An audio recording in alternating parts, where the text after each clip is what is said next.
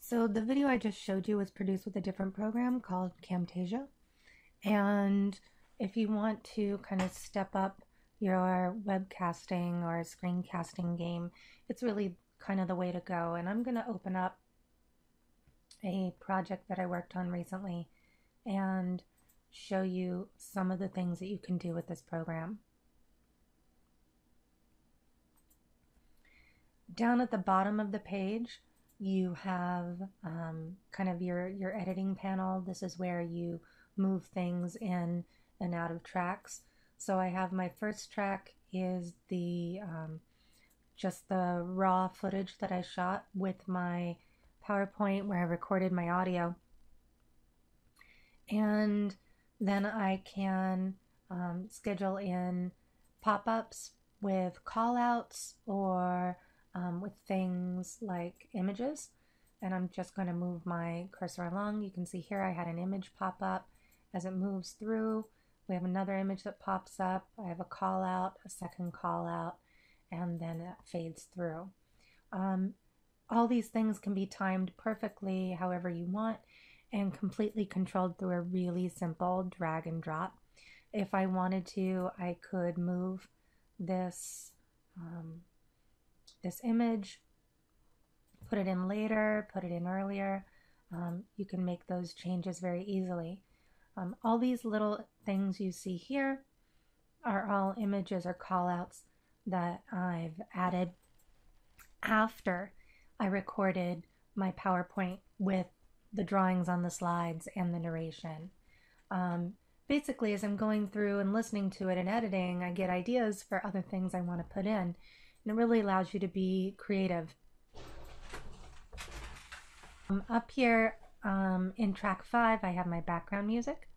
And that's something that you can do that really kind of gives a professional touch to your screencasts. You can also add title sequences. Okay, this is my title sequence.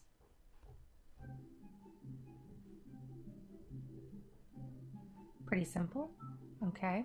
You can even, if you make a boo-boo in your audio, you can cut out the portion that you didn't like and you can do a redub. So you can see here my vocals end and then they continue in this second track. And that's because I changed my mind about what I wanted to say. Screencastify allows you to create a library of different things that you might want to keep around to put in your different presentations. For example, Kevin MacLeod is a musician who makes almost everything that he produces available through Creative Commons Music. And I've downloaded several of his music tracks to use in my videos. And because I keep them in my library, whenever I start a new project, they're always there for me. I've got math symbols here preloaded that kind of draw themselves on the screen. So if I want to use those while I'm working with formulas, it makes that really easy. For any individual project, you can drag and drop or import any images or media that you want to, and then those stay available for you. You can even zoom and pan in if you want to.